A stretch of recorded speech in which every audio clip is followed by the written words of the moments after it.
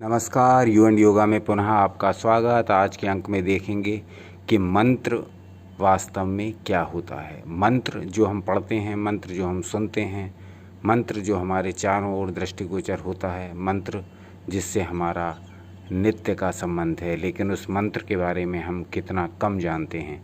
आज के अंक में हम देखेंगे कि मंत्र वास्तव में क्या होता है। हमारे शास्त्रों के अनुसार मंत्र को किस प्रकार परिभाषित किया गया है। तो प्रारंभ करते हैं गंधर्व तंत्र के श्लोकों से।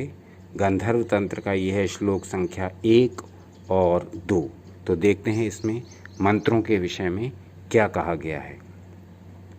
सर्वेषामेव देवानां मंत्रमाद्य शरीरकं द्वितीयं कथ्यते देव यत्पुनर्ध्यान गोचरं मंत्राणां चिन्तनाद्देवी समनुर्देवता स्वयं ध्यानेन दर्शनं दत्वा पुनर्मंत्रेषु लीयते।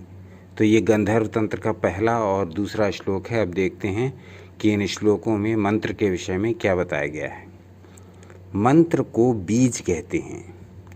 जैसे किसी भी वृक्ष के बीज में अंकुर, पत्र यानी पत्ते, शाखा, प्रशाखा, पुष्प, फल सहित सारा वृक्ष छुपा होता है।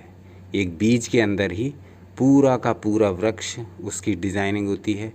वही बीज आगे चल कर के उसके अंदर से पत्र, पुष्प, फल, शाखाएं सब निकलते हैं।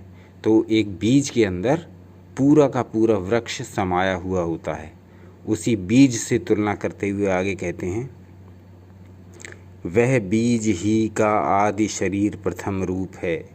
वैसे ही बीज मंत्र में समग्र ऐश्वर्य युक्त देवता निहित रहते हैं, देवता छिपे रहते हैं।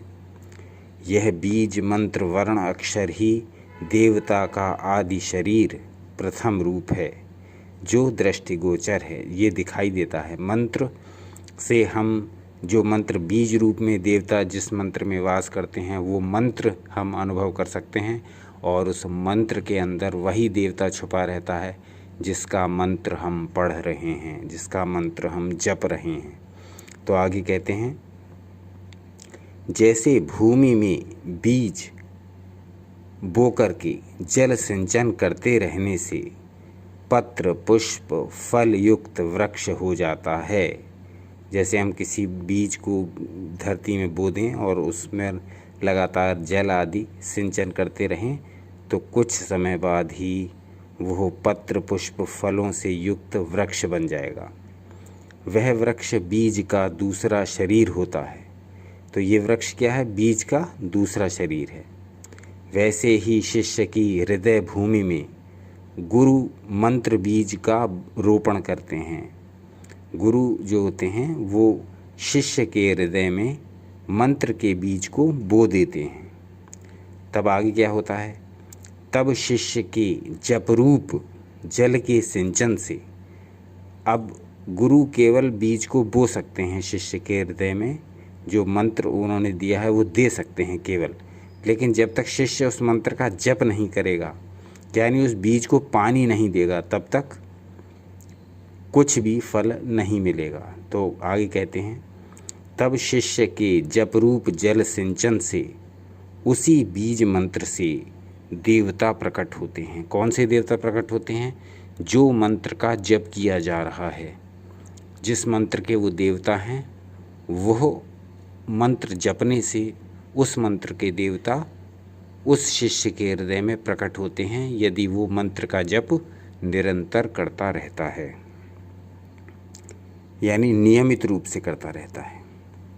आगे कहते हैं, मंत्र बीज का वह रूप देवता का दूसरा शरीर है, जो जप से साधक को ध्यान गोचर होता है। जब जप करते हैं तभी वह बीज फल बन के शिष्य को या मंत्र के जपकर्ता को दिखाई देने लगता है। आगे कहते हैं, हे देवी, मंत्र का जप, ध्यान, चिंतन करने से बीज मंत्र अक्षर ही स्वयं देवता का रूप हो जाता है। फिर से देखिए इस लाइन को, हे देवी, मंत्र का जप, ध्यान और चिंतन करने से बीज मंत्र अक्षर ही स्वयं देवता का रूप हो जाता है।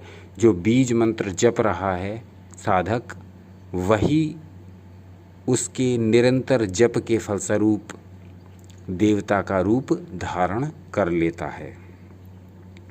आगे कहते हैं, ध्यान में सहायक को दर्शन देकर, ध्यान में साधक को दर्शन देकर जैसे वृक्ष फल रूप होकर पुनः अपने कारण बीज में समा जाता है, ठीक वैसे ही देवता फलप्रद होकर यानी फल देकर मनोवांछित कामना पूर्ण करके पुनः उस बीज मंत्र में ही लीन हो जाते हैं।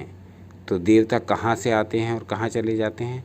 देवता उस मंत्र से आते हैं जिसको साधक जपता है, उसकी मनोवांछित इच्छा पूरी करते हैं और वापस से उस बीज मंत्र में ही समा जाते हैं। इस एक सुंदर उदाहरण द्वारा यह बात स्पष्ट की गई, बीज और वृक्ष के उदाहरण द्वारा। आगे चलते हैं। यह वर्णात्मक बीज मंत्र ही, यह अक्षर ही, यह बीज मंत्र का अक्षर ही देवता का मूल रूप और आदि शरीर है। तो ये बीज मंत्र जो है यही देवता का मूल रूप है, वास्तविक रूप है, यही देवता का रियल स्वरूप है और इसी में देवता लीन हो जाते हैं। तो मंत्रों की इतनी महिमा है कि मंत्र के अंदर स्वयं देवता वास करते हैं, जो मन को तार दे, जो मन का त्राण कर दे, जो मन को बुराइयों से, विघ्नों से और कुसंगों से दूर कर दे, उसको मंत्र कहा गया है। मन को तारने वाला, मन का त्राण करने वाला मंत्र कहलाता है।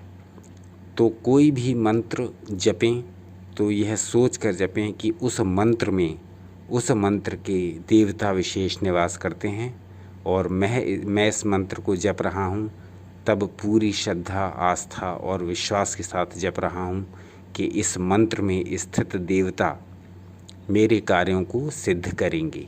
यदि इस भावना के साथ आप मंत्र जाप करते हैं तो निश्चित ही उसका बहुत कोटि कोटि अधिक गुना फल आपको प्राप्त होगा। तो मंत्र वास्तव में क्या होते हैं? मंत्र वो बीज स्वरूप होते हैं जो साधक के प्रयत्नों से, साधक के जल सिंचन से, साधक के निरंतर नियमित जप से वही बीज मंत्र, वही बीज रूपी मंत्र देवता रूपी, कृपा रूपी फल बनकर साधक के जीवन में सुख, आनंद, धन संपत्ति, यश, ऐश्वर्य, वैभव की वर्षा करते हैं और तत्पश्चात उसी बीज मंत्र में लीन हो जाते हैं। तो आशा है मंत्र के बारे में ये कुछ जानकारी जो गंधर्व तंत्र से हम आपके लिए लेकर आए थे, आपको अवश्य ही रुचिकर और ज्ञानप्रद और अवश्य ही आपके ज्ञान भंडार में वृद्धि करने वाली रही होगी। इसी प्रकार से ढूंढ कर प्राचीन संस्कृत साहित्य से हम आपके लिए सामग्री लेकर आते थे, आते हैं और आते रहेंगे। अपना प्रेम, सहयोग, स्नेह और मार्गदर्शन इस चैनल यू एंड योगा पर बनाकर रखिएगा। बहुत प्रसन्नता की बात है कि बिना लाइक, शेयर और सब्सक्रिप्शन की रिक्वेस्ट के आप स्वयं से ही लाइक भी कर रहे हैं, शेयर भी कर रहे हैं और सब्सक्राइब भी कर रहे हैं। तो इसी प्रकार से अपना सहयोग बनाए रखिएगा और देखते रहिए आपका अपना चैनल यू एंड योगा। अपना अनमोल समय देने के लिए बहुत बहुत धन्यवाद।